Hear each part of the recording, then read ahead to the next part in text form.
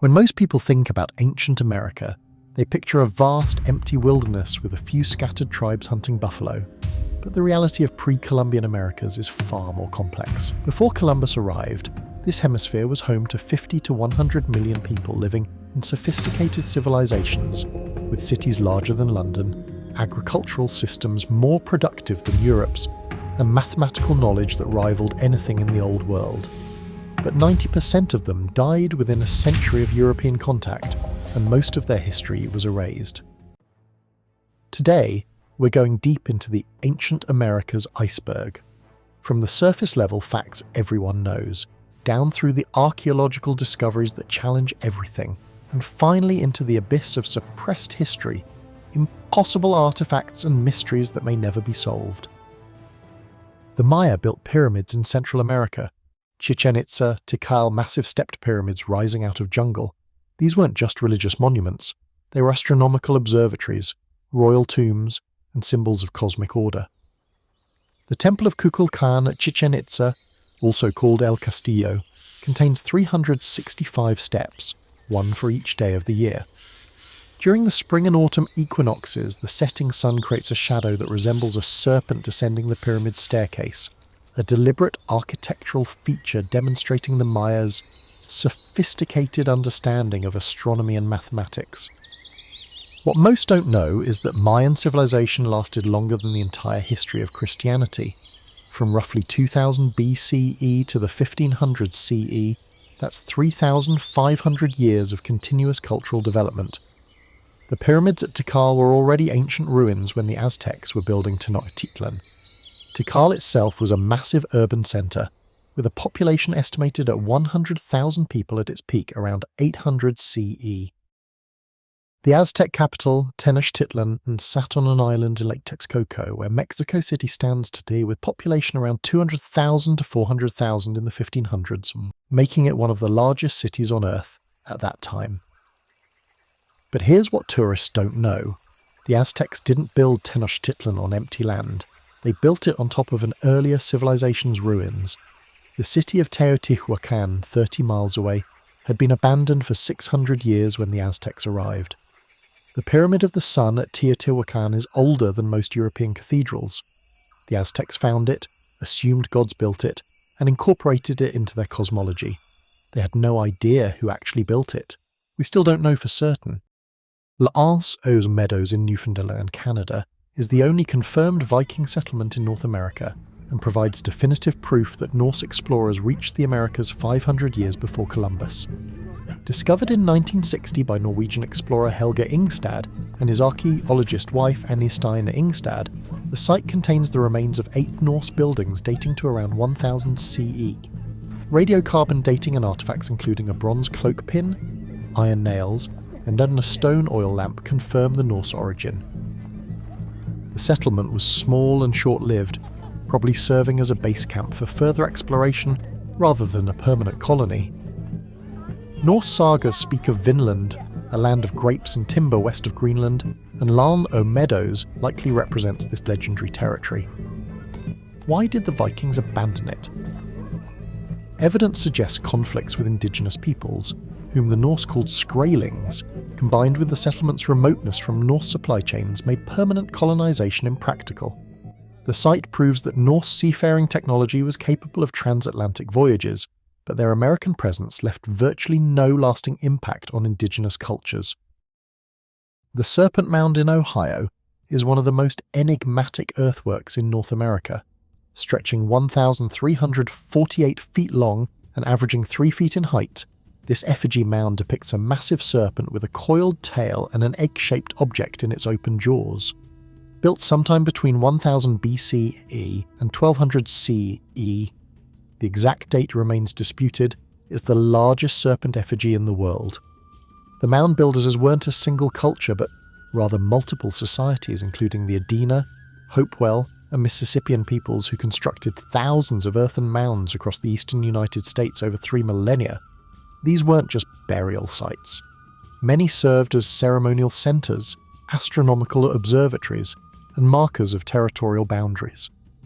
When European settlers first encountered these massive earthworks, many refused to believe Native Americans built them.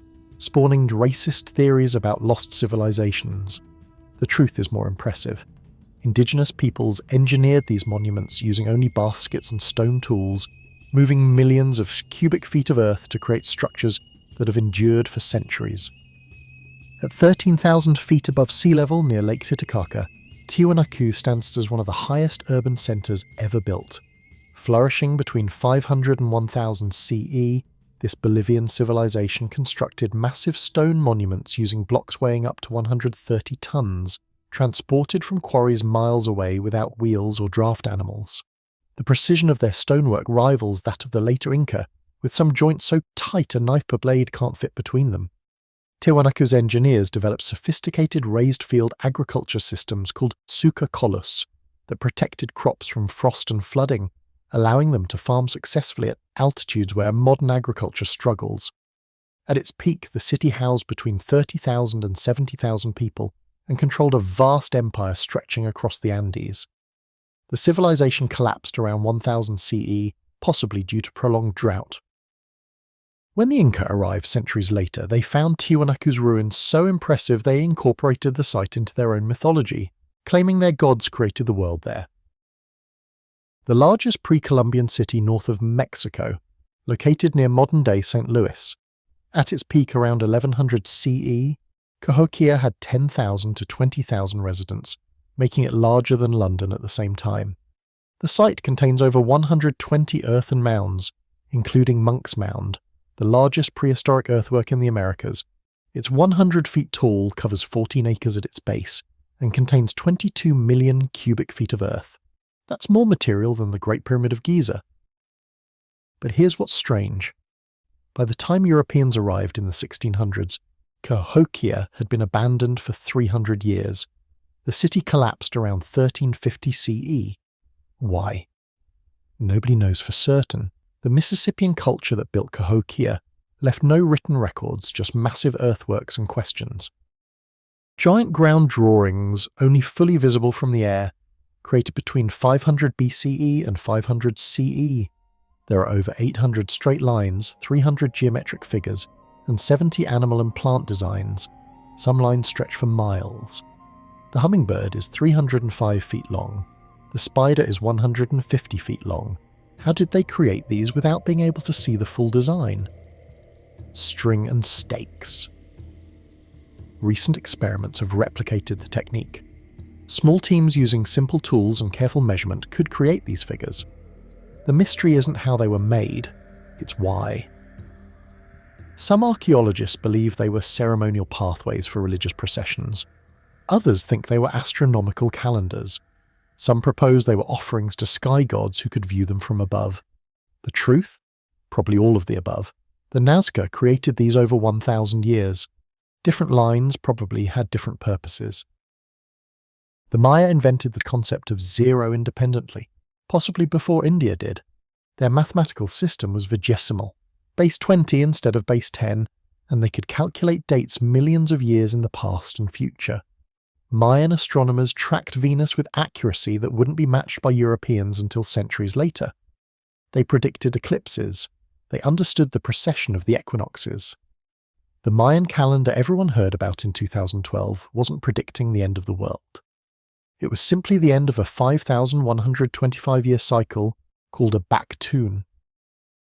Caral Supe in Peru's Supa Valley is the oldest known civilization in the Americas, dated to approximately 3000 BCE, making it contemporary with the Egyptian pyramids and older than the Olmecs by 1,500 years. This challenges the traditional narrative that complex civilization first emerged in Mesoamerica.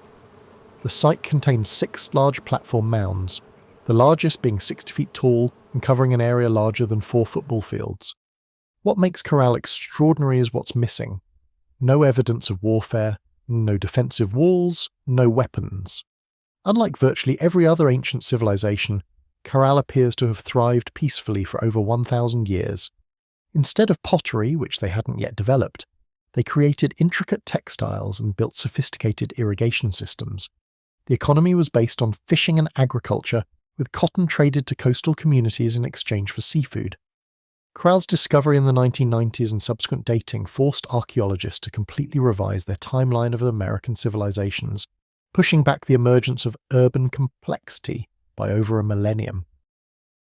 When Europeans arrived in the Americas, they brought smallpox, measles, typhus, and other diseases. Indigenous populations had no immunity. Conservative estimates suggest 90% of the pre-Columbian population died within 150 years of first contact. Imagine this. In 1491, there are 50 million people in the Americas. By 1650, there are 5 million. Entire civilizations collapsed before Europeans ever saw them. Cities were abandoned. Agricultural systems failed. Knowledge was lost. When Spanish conquistadors arrived in many regions, they weren't conquering thriving empires. They were scavenging the ruins of societies that disease had already destroyed. Terra preta, dark earth, is soil enriched with charcoal, bone, and organic waste. It's 3 times more fertile than surrounding soil and retains nutrients for centuries. Indigenous Amazonians created it intentionally, transforming poor jungle soil into agricultural land. Estimates suggest 10% of the Amazon basin contains terra preta, representing the intentional landscape modification on a continental scale. Built around 1650 BCE, this site contains massive earthworks including 6 concentric C-shaped ridges and several mounds. The largest mound is 72 feet tall. The site predates the Egyptian pyramids. At its peak, Poverty Point was a major trade center with artifacts from across North America. Copper from the Great Lakes, stone from the Appalachians, shells from the Gulf Coast. This was a complex society with long-distance trade networks 3,600 years ago. The Bering Land Bridge, called Beringia by scientists, wasn't just a narrow strip of land connecting Asia and North America, it was a vast subcontinent, roughly 1,000 miles wide from north to south, exposed during ice ages when sea levels dropped 300 feet below current levels. Beringia existed intermittently over the past 100,000 years, most recently from about 30,000 to 11,000 years ago. Rather than a barren ice bridge, it was a cold grassland ecosystem, the Mammoth Steppe, supporting woolly mammoths, horses, bison, and the humans who hunted them. Recent research suggests people didn't just cross Beringia quickly, they lived there for thousands of years. Genetic studies show a Beringian standstill period between 23,000 and 15,000 years ago when populations remained isolated in Beringia, developing distinct genetic signatures before spreading into the Americas. This challenges the simple migration narrative, suggesting instead that Beringia served as a refugium during the last glacial maximum, where populations waited out the harshest ice age conditions before dispersing south as ice sheets retreated. Today, Beringia lies beneath the Bering and Chukchi seas, its archaeological sites lost underwater. Only coastal areas of Alaska and Siberia preserve evidence of these ancient populations, making Beringian archaeology extraordinarily difficult. Around 12,800 years ago, something catastrophic happened. Global temperatures plunged, megafauna went extinct, early human cultures collapsed. The standard explanation is climate change from glacial melt, but some geologists propose a different cause, a comet impact. Evidence includes a thin layer of sediment dated to 12,800 years ago, containing rare elements like iridium, nanodiamonds, and microscopic spherules, signs of extreme heat and pressure. Proponents argue a comet airburst or impact could explain the sudden climate shift and mass extinction. Critics say the evidence is ambiguous and could have natural explanations. But here's what's interesting. Many Native American oral traditions describe a great cataclysm involving fire from the sky. The Ojibwe tell of a star that fell from heaven and burned the world. The Paiute describe a time when the sun scorched the earth. These stories align chronologically with the Younger Dryas event. Coincidence or cultural memory of an actual impact? This controversial theory proposes that people from Ice Age Europe crossed the Atlantic 20,000 years ago following the edge of sea ice. The evidence, Clovis points, the distinctive stone tools found across North America resemble Solutrean points from France and Spain. The similarity is striking. Mainstream archaeology rejects this hypothesis.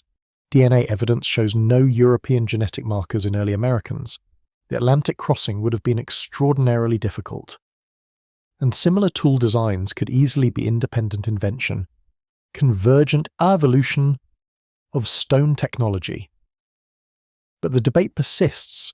A few researchers continue arguing for limited European contact, pointing to anomalous skulls and tool caches that don't fit standard models. The Spirit Cave mummy in Nevada, dated to 10,700 years ago, shows genetic connections to both Native Americans and ancient Eurasians. This supports the theory of multiple migration waves with different source populations. Early Americans weren't a monolithic group. They were diverse, with complex ancestry. The Iroquois Confederacy, or Haudenosaunee, people of the Longhouse, formed sometime between 1142 and 1500 CE when 5 nations, Mohawk, Oneida, Onondaga, Cayuga and Seneca, united under the Great Law of Peace. This created one of the oldest participatory democracies in the world, with elected representatives, separation of powers, and a system of checks and balances. The Confederacy's Grand Council consisted of 50 chiefs nominated by clan mothers and confirmed by their nations, deliberating until reaching consensus. Some historians argue this system influenced the Founding Fathers when designing the US Constitution. Benjamin Franklin explicitly referenced Iroquois governance in his 1751 writings, suggesting that if 6 native nations could unite under one government, so could the 13 colonies. During the 1754 Albany Congress, Franklin proposed the Albany Plan of Union, drawing inspiration from the Confederacy.